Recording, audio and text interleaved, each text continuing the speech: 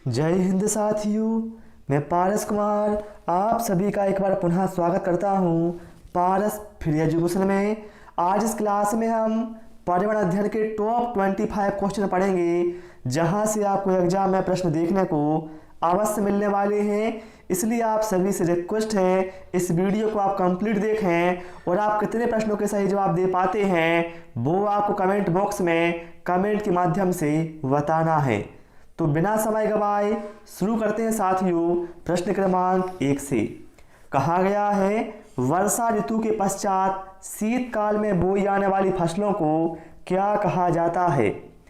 साथियों, वर्षा ऋतु के पश्चात जो शीतकाल में फसल बोई जाती है उसे कहा जाता है रबी की फसल, और विकल्प ए यहाँ पर हमारा राइट आंसर होगा। जैसे बात करें हम गेहूँ, चना, ये क्या हैं, रबी की फसलें हैं। इनकी साथियों बुआई अक्टूबर नवंबर माह में इनकी बुआई की जाती है और मार्च अप्रैल में इनकी कटाई की जाती है। तो ये सारे फैक्ट आपको ये ध्यान रखना है, ठीक है। इसके बाद हम अगला क्वेश्चन लेते हैं। नाइट्रेट की अधिकता से कौन सा रोग हो जाता है।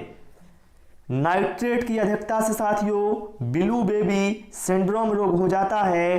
विकल्प डी यहाँ पर हमारा आंसर होगा। यदि आपसे पूछा जाए पारा से कौन सा रोग होता है तो आप बताएंगे मिनी माता रोग होता है। यदि आपसे साथियों पूछा जाए आर्सेनिक से कौन सा रोग होता है तो आप बताएंगे ब्लैक फुट सिंड्रोम होता है। कॉपर से कौन सा रोग होता है तो आप बताएंगे विल्सन रोग होता है। ये सारे फैक्ट आप ध्यान रखें, एग्जाम में यहाँ से भाई 101% क्वेश्चन आने वाला है। चलिए अगला क्वेश्चन लेते हैं और आप सभी से रिक्वेस्ट है, वीडियो पसंद आए वीडियो को आपको लाइक करना है, शेयर करना है और चैनल को सब्सक्राइब करना है। किस उत्सव में दो गुटों के बीच पत्थर फेंका जाता है।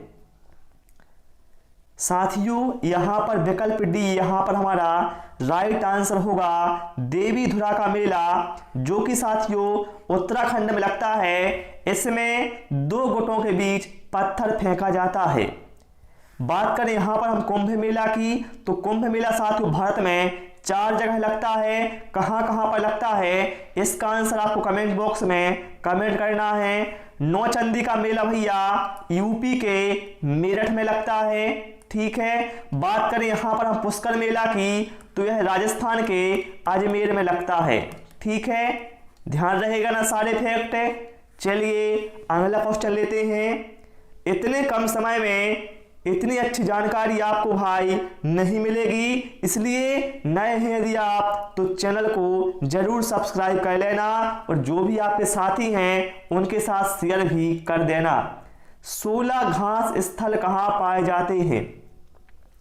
16 घास स्थल, तो भाई 16 घास स्थल ये पश्चिमी घाट पर पाए जाते हैं। विकल्प ए यहाँ पर हमारा राइट आंसर होगा, क्योंकि जो 16 घास स्थल साथियों ये अधिकांशतः ऊंचाई वाले क्षेत्रों में होते हैं, ठीक है। यदि आपसे पूछा जाए भारत में सर्वाधिक जैव विविधता कहाँ पाई जाती है तो आप बताएंगे पश्चिमी घाट में पाई जाती है। पश्चिमी घाट में कहाँ पर तो आप बताएंगे केरल में। केरल में कहाँ पर तो आप बताएंगे शांत घाटी में, ठीक है। चलिए भाई इसके बाद हम अगला क्वेश्चन लेते हैं।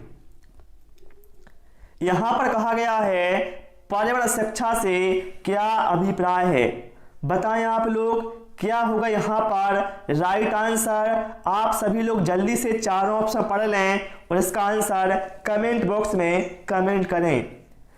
साथियों पर्यावरण शिक्षा से अभिप्राय है कि बच्चों को पर्यावरण के बारे में समग्रता से ज्ञान कराएं। तो यहाँ पर विकल्प भी यहाँ पर हमारा करेक्ट आंसर होगा, ठीक है। चलिए इसके बाद हम अगला क्वेश्चन लेते हैं।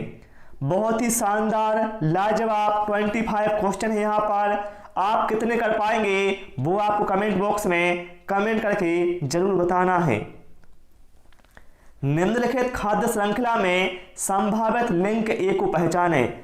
यहाँ पर साथियों एक खाद्य श्रृंखला दी हुई है, तो बताना है जो एक ही जगह पर क्या आएगा।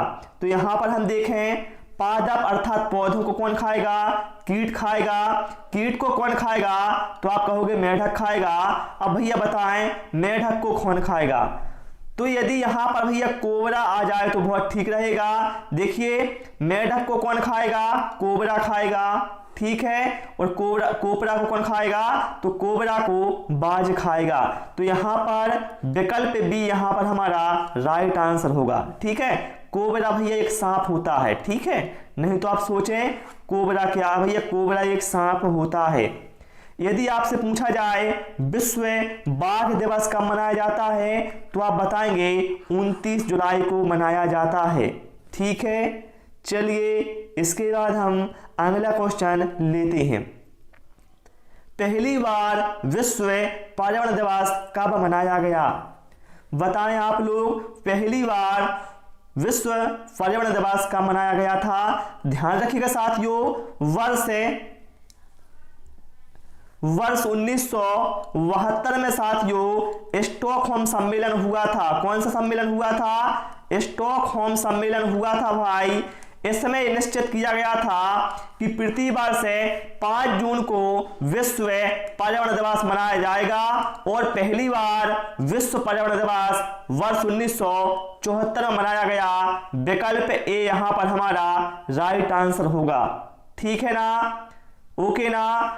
यदि पूछा जाए वन संरक्षण अधिनियम कब आया था, तो आप बताएंगे वर्ष 1980 में आया था। वन्य जीव संरक्षण अधिनियम कब पारित किया गया था, आप बताएंगे 1972 में किया गया था, ठीक है ना।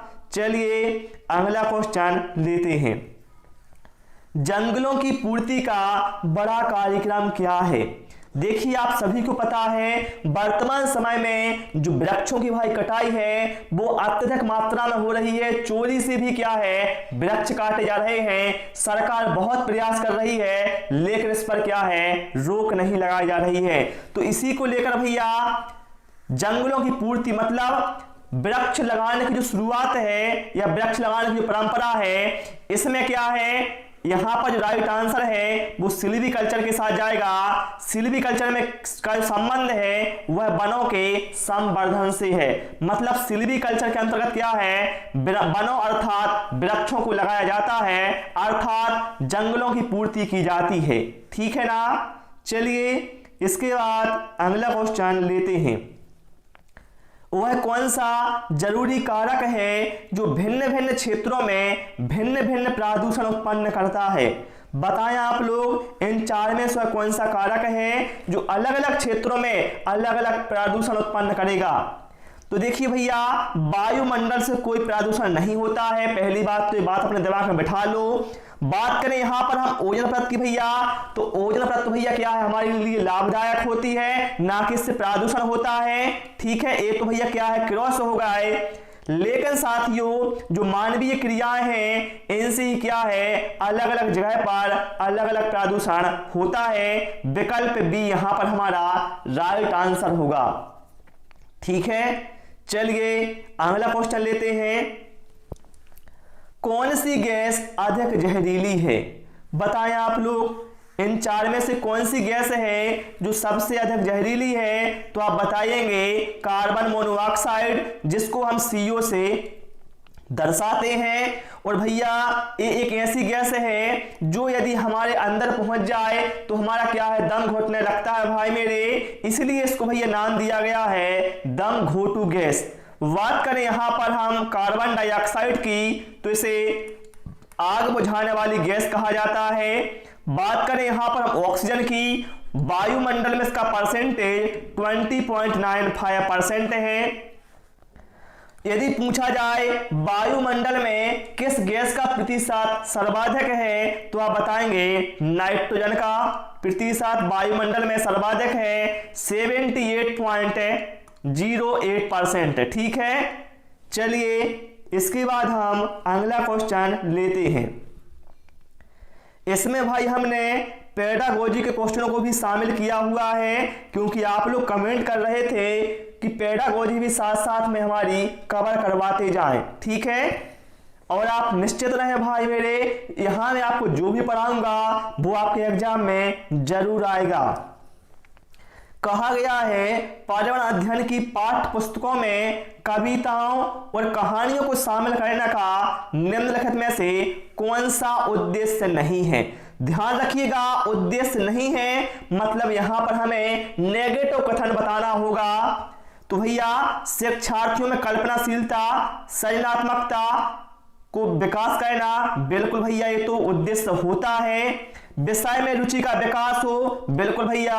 कहानी और कविता से क्या है, छात्रों में रुचि का विकास होता है उस विषय के प्रति, और शिक्षार्थियों क्या है, आनंद और मजा भी क्या है, आता है। लेकिन भाई जो विकल्प सी में कहा गया है नित्य और एक रस विषय वस्तु में बदलाव करना, भाई मेरे विषय वस्तु में बदलाव करना ये उद्देश्य नहीं होता भैया कहानी और कविता का। तो हम कह सकते हैं जो विकल्प सी है कैसा है, गलत है, और गलत कथन हमें बताना था। तो राइट आंसर हमारा विकल्प सी के साथ चला जाएगा। ठीक है, चलिए इसके बाद हम अगला क्वेश्चन लेते हैं। निम्नलिखित में से कौन सा ऊर्जा का अनवीकरणीय स्रोत है। अनवीकरणीय मतलब जिनका क्या है, नवीनीकरण नहीं हो सकता, एक बार वो समाप्त हो गया तो वो क्या है, हजारों वर्ष बाद पुनः मिलेगा। तो यहां पर भैया जो जल ऊर्जा भैया ये तो नवीनीकरण है भैया। ठीक है, सौर ऊर्जा भी क्या है, नवीनीकरण है। पवन ऊर्जा भी क्या है, नवीनीकरण ऊर्जा है। लेकिन भैया बात करें यहां पर कोयला की, भैया जो कोयला यदि है वर्तमान समय में यदि ये समाप्त हो जाएगा तो भाई इसे हजारों वर्ष लगेंगे पुनः बनने में, अर्थात ये कैसा है, अनवीनीकरणीय है। विकल्प सी यहां पर हमारा राइट आंसर होगा। ध्यान रखिएगा, जिस कोयले में सबसे अधिक कार्बन की मात्रा होती है वह कोयला सबसे अच्छा होता है। यदि आपसे पूछा जाए सबसे उच्च कोटि का कोयला कौन सा होता है तो आप बताएंगे एंथ्रासाइट कोयला होता है, जिसमें कार्बन लगभग 95% होता है, और सबसे निम्न कोटि का कोयला होता है पीट कोयला। कहा जाए भूरा कोयला के नाम से किसे जाना जाता है तो आप बताएंगे लिग्नाइट को भूरा कोयला के नाम से जाना जाता है। ये सारे फैक्ट भाई आप ध्यान रखें, या तो आप कॉपी में नोट करते जाएं तो बहुत ठीक रहेगा। गोल्डन फाइबर किसे कहा जाता है, गोल्डन फाइबर, गोल्डन फाइबर या इसे कहा जाए सुनहरा रेशा भैया किसे कहा जाता है तो आप क्या बताएंगे, जूट को कहा जाता है भैया गोल्डन फाइबर या सुनहरा रेशा। और सबसे अधिक जूट किस राज्य में होता है तो आप बताएंगे पश्चिम बंगाल में होता है। पूछा जाए आपसे जूट पौधे के किस भाग से प्राप्त किया जाता है तो आप बताएंगे तना भाग से प्राप्त किया जाता है। ठीक है, पूछा जाए कपास की खेती के लिए सबसे अच्छी मिट्टी कौन सी होती है आप बताएंगे काली मिट्टी होती है। ठीक है, ध्यान रहेगा ना। चलिए भाई इसके बाद हम अगला क्वेश्चन लेते हैं। क्लास में मजा आ रहा है कि नहीं आ रहा वो आप कमेंट बॉक्स में भाई अवश्य बताते जाएं। कौन सा असत्य कथन है, बताना इन चार कथनों में से कौन सा असत्य कथन है।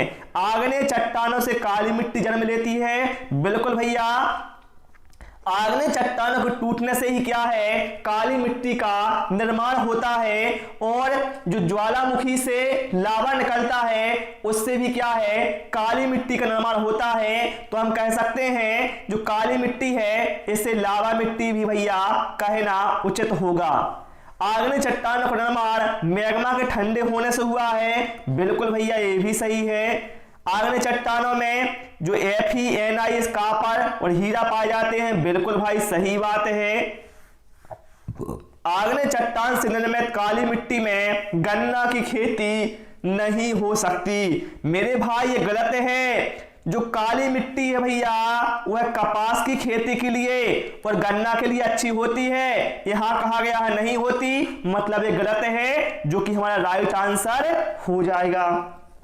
ठीक है, चलिए अगला क्वेश्चन लेते हैं। अब बताएं आप, मैं इतनी मेहनत कर रहा हूं आप लोगों के लिए, चिल्ला रहा हूं गला फाड़ फाड़ के, तो मेरे भाई आप वीडियो को लाइक नहीं कर सकते क्या?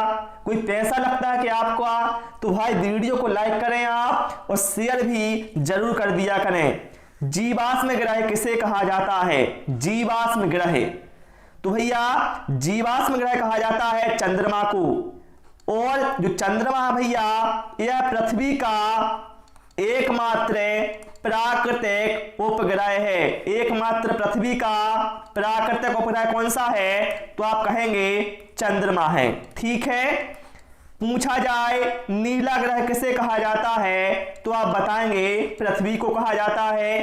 पूछा जाए आपसे लाल ग्रह किसे कहा जाता है? तो आप बताएंगे मंगल को कहा जाता है।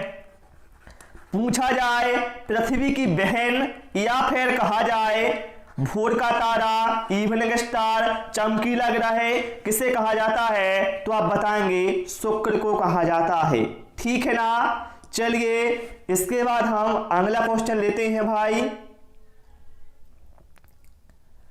यहां पर भाई क्या कहा गया है? ठीक है, चारों ऑप्शन यहां पर आपको दिखने लगे। एनसीईआरटी की पाठ्य पुस्तकों में पर्यावरण अध्ययन को उच्च प्राथमिकता और स्थान दिया गया है। क्यों दिया गया है?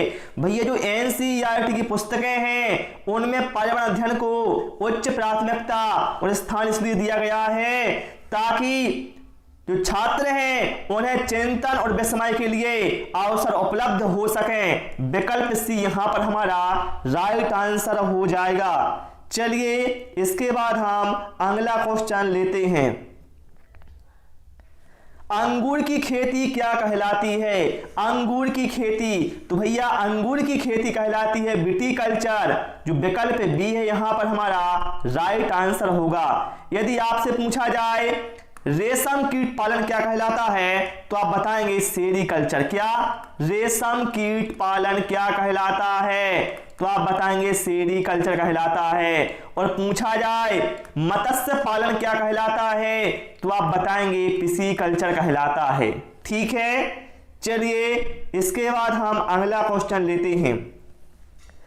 कुकिंग गैस किसका मिश्रण होता है? कुकिंग गैस से मतलब यहां पर हमारा है एलपीजी से, जिसका मतलब होता है लिक्विफाइड पेट्रोलियम गैस, द्रवित पेट्रोलियम गैस। तो भाई ये मिश्रण होता है ब्यूटेन और प्रोपेन का। विकल्प जो बी है यहां पर हमारा राइट आंसर होगा।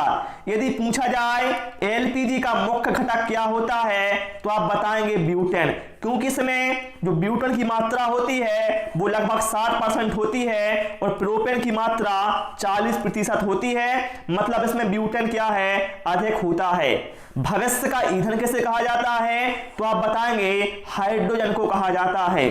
ठीक है, और सीएनजी में मुख्य रूप से कौन सी गैस होती है? तो आप बताएंगे मीथेन गैस होती है। ठीक है, चलिए इसके बाद हम भैया हम अगला क्वेश्चन लेते हैं। पर्यावरण अध्ययन की जो कक्षा है वो कैसी होनी चाहिए भाई?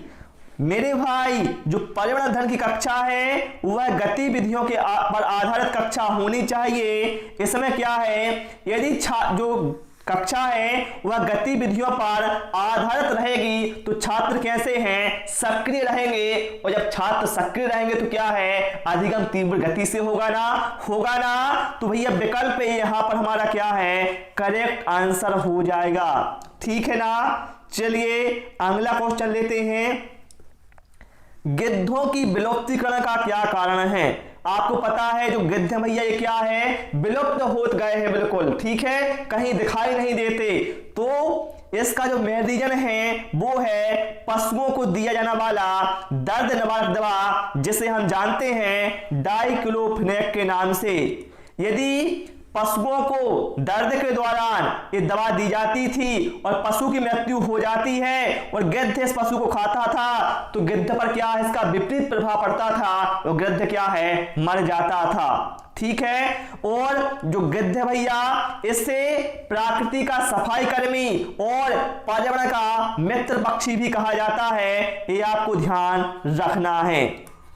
यदि आपसे पूछा जाए कि क्रैकिंग गैस किसे कहा जाता है? क्रैकिंग गैस, तो आप बताएंगे सल्फर डाइऑक्साइड को क्रैकिंग गैस कहा जाता है।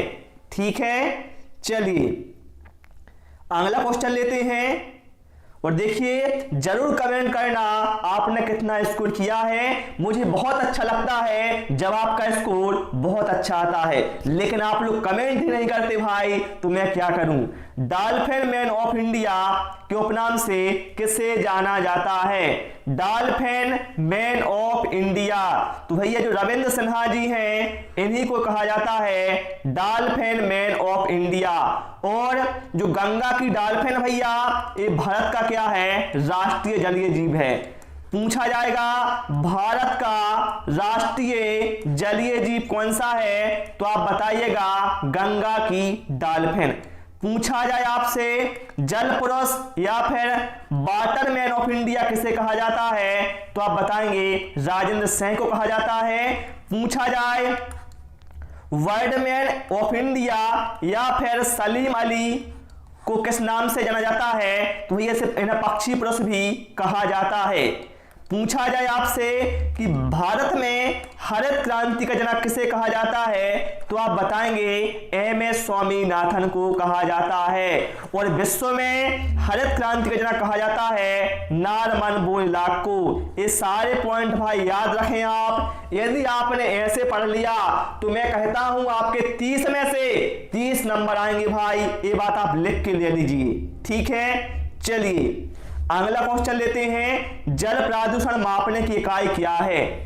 जो जल प्रदूषण भैया इसको मापा जाता है बीओडी से। किससे मापा जाता है? बीओडी से। बीओडी का मतलब क्या होता है? बायोकेमिकल ऑक्सीजन डिमांड, हिंदी में जैव रासायनिक ऑक्सीजन मांग, ठीक है। और जो ध्वनि की तीव्रता भैया, ध्वनि की तीव्रता को किससे मापा जाता है, तो आप कहेंगे डेसिबल से मापा जाता है, ठीक है। चलिए भाई इसके बाद हम अगला क्वेश्चन लेते हैं, प्राकृतिक रबड़ के उत्पादन में अग्रणी राज्य कौन सा है? प्राकृतिक रबड़, तो भैया जो प्राकृतिक रबड़ है इसके उत्पादन में जो अग्रणी राज्य है वह है केरल। विकल्प ए यहां पर हमारा राइट आंसर होगा। यदि पूछा जाए दालों के मामले में और सोयाबीन के मामलों में अग्रणी राज्य कौन सा है, तो आप बताएंगे मध्य प्रदेश है, ठीक है। चलिए अगला क्वेश्चन लेते हैं, प्राथमिक कक्षाओं में पर्यावरण अध्ययन को सीखने में कहानियां एक महत्वपूर्ण पहलू है। पर्यावरण अध्ययन के कक्ष में कहानी सुनाने के लिए निम्नलिखित में से सबसे कम उपयुक्त कारण क्या है? ध्यान रखिएगा सबसे कम उपयुक्त की बात यहां पर की गई है भैया। बताएं आप लोग सबसे कम उपयुक्त क्या होगा? तो एक काम करना, इसका जो आंसर भाई आपको कमेंट बॉक्स में देना है, ठीक है। इसका आंसर क्या होगा? सभी लोग इसका आंसर कमेंट बॉक्स में जरूर देंगे कि प्रश्न क्रमांक 24 का आंसर क्या होगा। मैं सीधा प्रश्न क्रमांक 25 पर आता हूं। सुषमा चाहती है कि उसके छात्रों को पेड़ों के संरक्षण के लिए संवेदनशील बनाया जाए। निम्नलिखित में से कौन सा ऐसा करने की सबसे उपयुक्त रणनीति है? तो भाई सबसे उपयुक्त रणनीति है बच्चों से कहा जाए कि वह एक पौधे को अपनाए और उन्हें क्या है पोषित करें, और ऐसे में शिक्षिका क्या है उनकी मदद भी करे। तो विकल्प डी यहां पर हमारा राइट आंसर हो जाएगा। क्लियर ना? तो प्यारे साथियों आज इस क्लास में इतना ही। उम्मीद है आपको क्लास पसंद आई होगी। वीडियो को लाइक करना, शेयर करना और चैनल को सब्सक्राइब करना ना भूलें। Thanks for watching this video.